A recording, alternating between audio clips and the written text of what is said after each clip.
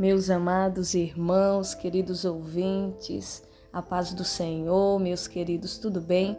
É com muita alegria no meu coração que eu venho aqui compartilhar com vocês esta gloriosa palavra vinda dos céus para os nossos corações, onde a nossa convidada dessa semana é a missionária irmã Ângela, uma mulher de Deus, cheia do Espírito Santo, e ela vem nesta manhã trazer uma palavra para o nosso coração. E também nesse vídeo ela conta um pouquinho do seu testemunho. Ela conta um pouquinho do que Jesus fez no seu casamento. Ei, você que está me ouvindo, se você está passando por uma situação difícil no seu casamento, que você pensa que acabou, que não tem mais jeito, ouça esta palavra até o final e eu tenho certeza que Deus falará ao seu coração.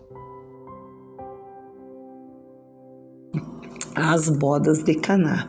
Esse é um dos textos mais lindos da Bíblia e nele é uma riqueza tão grande de ensinamentos de Deus para nós. E quanto mais mergulhamos, mais Deus nos revela. Louvado seja Deus que nos disponibilizou e permitiu que essa palavra tão rica chegasse até nós.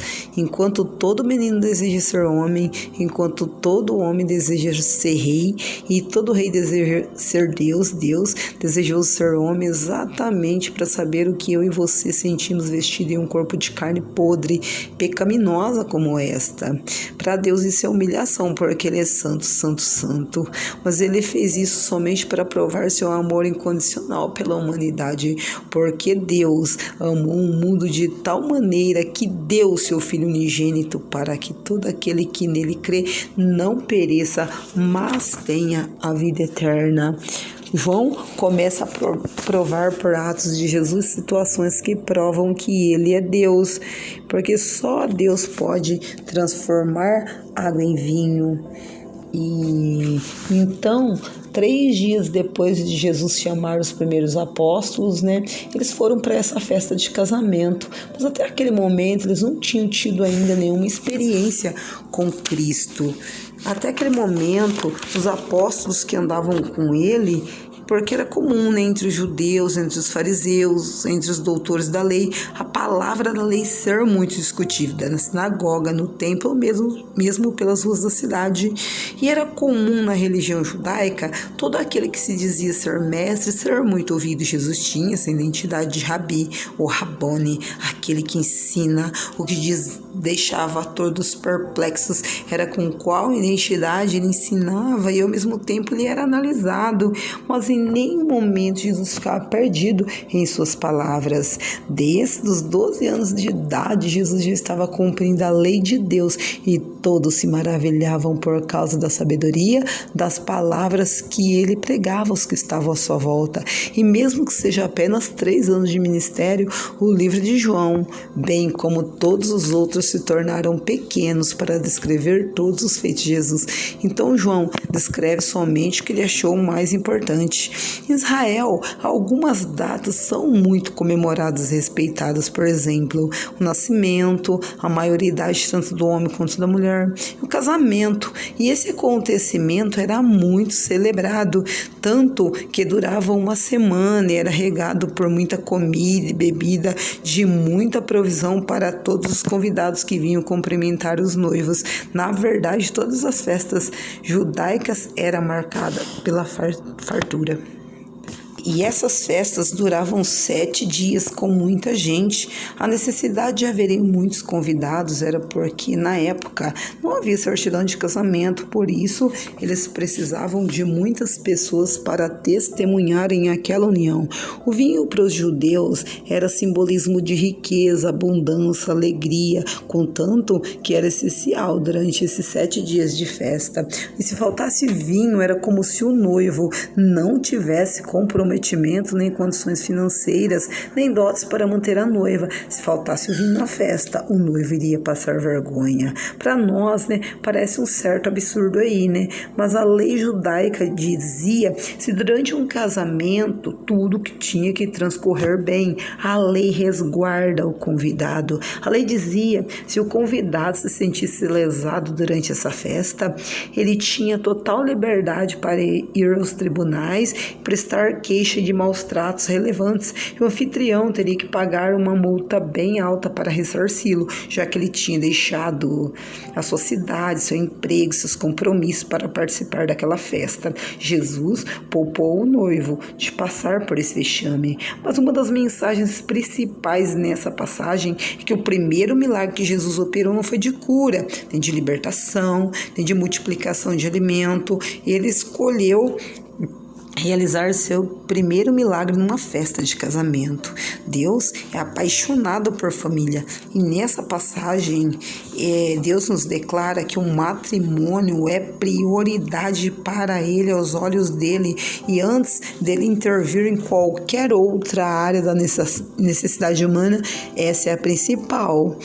E como um pastor abençoado, pastor Marcelo, dizia, nenhum sucesso compensa o fracasso da família. Ele estava muito certo, porque nós podemos ser bem-sucedidos em todas as outras áreas da nossa vida, mas se não tivermos um casamento próspero, abençoado, não seremos totalmente realizados. Deus me permitiu viver essa experiência, por isso eu posso falar com propriedade a respeito. O casamento ainda continua sendo instituição sagrada de Deus, criação de Deus, projeto de Deus. Portanto, antes de todas as outras áreas, esta é a principal que o Senhor deseja cuidar, restaurar, transformar, restituir primeiramente. Na Bíblia, o vinho é apresentado como um dos símbolos da alegria, da obra que o Espírito Santo produz em nossos corações. Ele fala de alegria, de prazer, de realização, mas em algum momento da festa, o vinho acabou. O casamento é algo para a maioria de nós que entramos totalmente despreparados. No meu caso, eu tinha apenas 19 anos e meu marido 17. Não tínhamos preparo nenhum para assumir uma responsabilidade tão grande quanto um casamento exige.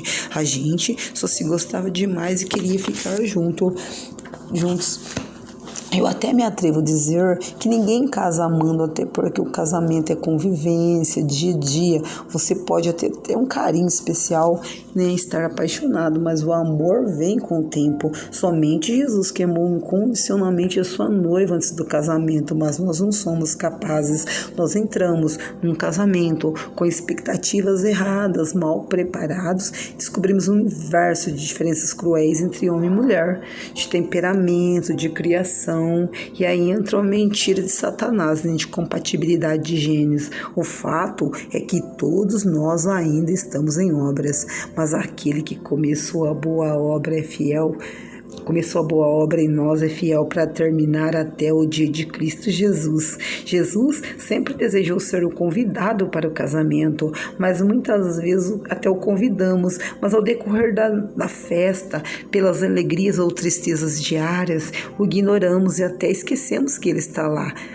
Jesus deseja ser o convidado diariamente para as nossas vidas, mas ele é educado, ele bate na porta dos nossos corações. Se nós darmos lugar, tudo se faz novo, mas é o inimigo que entra roubando, destruindo, e quando nós vamos ver, só existe caquinhos, que um dia foi um casamento,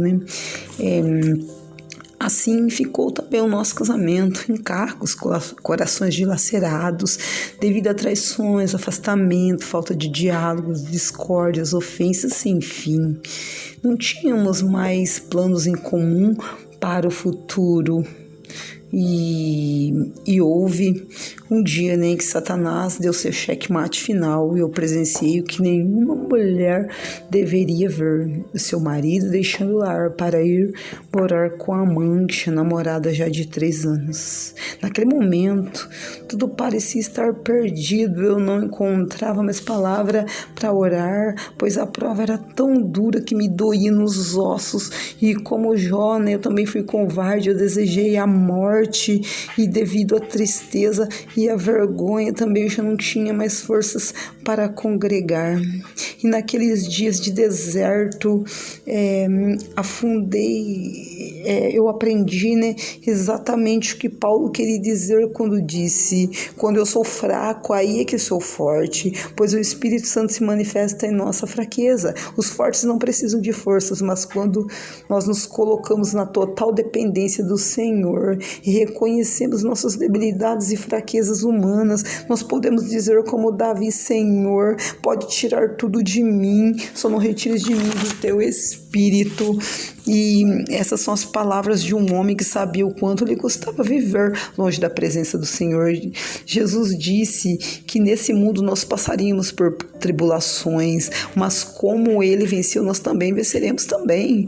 Afinal, o mar da vida não é tão sereno e calmo o tempo todo. Os dias mal chegam e chegam para todos nós, mas Jesus disse que ele estaria com a gente nos dias de paz e nos dias de guerra. Ele prometeu estar conosco até o fim. A notícia má faz parte do processo da vitória de Deus em nossa vida. E quando nós pensamos que chegou em nosso limite, Deus se levanta do seu trono para nos socorrer, e quanto maior a nossa luta, assim também será a nossa vitória. Ser traída, eu dizia um dia, e se isso acontecer comigo, eu jamais perdoaria, enquanto eu queria matar, e o Senhor me mandou ir lá abraçar e falar do amor dele para ela. O perdão tirou um peso muito grande, tira um peso muito grande que está sobre nós, pois a mágoa nos impede de avançar. Jesus salvou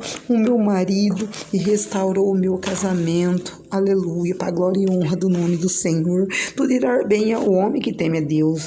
O marido, ele tem que amar a sua esposa como Cristo amou a igreja, e a mulher tem que ser a coroa do seu marido, motivo de honra para ele. Tem que ser submissa em respeito ao seu marido e a Deus, e essa é uma ordem direta de Deus. Mas infelizmente muitos casamentos do século 21 mais parecem disputas de poder, de queda de braço, quem manda mais, quem pode mais. É triste isso. Nesses 24 anos de casamento, nosso vinho também quase acabou, mas nós convidamos Jesus novamente para a nossa festa, e até hoje ele ainda está nos ensinando o dom do amor, que é dom supremo, dom divino. Às vezes ele até adormece, mas jamais morrerá. Deus, ele reserva o melhor vinho para o final da nossa festa, quando a água da nossa talha já está suja e quase acabando, ele pode transformá-la no melhor vinho que você já provou.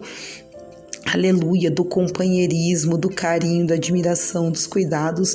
Jesus ainda restaura a família, mesmo que às vezes o convidamos na última hora, ele vai atender. Quando o lugar mais seguro para edificar a nossa casa é no esconderijo do Altíssimo, a sombra do onipotente Deus, no centro da vontade do Senhor. Eu vi Jesus entrando em minha casa, em minha vida, e consertando tudo que destruímos. Separação, divórcio nunca foi plano de Deus. Deus não mudou. Ambos serão uma só carne até que a morte separa. Deus não trabalha na separação, mas na união. É ali que ele ordena a bênção. A quantidade de gente desviada por falta de bom testemunho dentro de casa é imensa. Nós não somos hipócritas. É claro que nós temos a nossa parcela de culpa, sim, porque filho não quer conselho, mas filho quer exemplo. Aleluia. Muitas vezes nós queremos arrumar nossas casas espirituais sem antes consertar as famílias. Nós temos que virar esse jogo. Famílias abençoadas inspiram outras a dizer: isso é Deus, Deus funciona. Eu também quero essa bênção de Deus em minha vida. Não será fácil, não será instantâneo, mas a nossa perseverança fará valer a pena. O vinho novo de Jesus tem sabor de vitória de Deus para a nossa vida, e o brado de Deus dizendo: o amor sempre vencerá. Deus quer avivar as famílias, os casamentos. Se o Senhor não edificar a casa, em vão trabalhos que edificam. O que eu aprendi também com esse milagre que Jesus realizou foi que as talhas da purificação era o lugar onde os judeus lavavam as mãos. Outros mais exagerados aí lavavam até os pés antes das refeições, e eles consideravam esse um ritual sagrado. sagrado. E assim como os judeus circuncidavam, né, eles lavavam as mãos como sinal de purificação, né? Até então, aquela festa de casamento, ninguém sabia quem era Jesus, mas o mais importante é que eles obedeceram. No lugar da nossa vergonha, o Senhor nos dará a dupla honra, o fruto da obediência, a bênção de Deus. Até então, os apóstolos seguiam Jesus somente durante o dia, né? À noite eles ainda eram pescadores, mas depois daquele milagre, eles ficaram tão maravilhados que eles passaram a seguir Jesus em tempo integral, deixaram de ser pescadores de peixes para se tornarem pescadores de homens, de almas. Se creres, verás a glória de Deus. As 6 talhas representam o número do homem, mas quando 6 se junta com 7, quando o homem se junta com Deus, o milagre da transformação acontece. Os milagres que Jesus operava mostravam exatamente quem ele era, o Messias esperado, o Deus encarnado que veio inaugurar o seu reino aqui na terra, e esse reino está onde a vontade de Deus é feita. E se na lei, na tradição judaica, a purificação era feita através da água, na nova aliança, essa purificação só é possível através do próprio sangue de Jesus, que nessa passagem é simbolizado pelo vinho. Com esse vinho, Jesus estava suplantando a velha aliança mosaica e apontando para a nova através da graça. Aleluia! Jesus chegou no meu casamento. Jesus mudou a água suja. Aleluia! Transformou no melhor vinho que eu já provei na minha vida. Louvado seja Deus por esse milagre maravilhoso, aleluia, e todos aqueles que crerem terão seu casamento restaurados também, da água para o vinho, porque a vontade do Senhor é abençoar as famílias continuam sendo projetos de Deus, o melhor projeto, aleluia, e quando entregamos nas mãos do Senhor, Ele vai cuidar, porque Ele cuida melhor do que nós, aleluia, louvado seja Deus. Desde já eu agradeço essa rica oportunidade em nome do Senhor Jesus, e a confiança em mim depositada sejam todos abençoados em nome de Jesus. Se creres, verás a glória de Deus, seja feito como tu crê. Amém, amém. Assim seja, amém.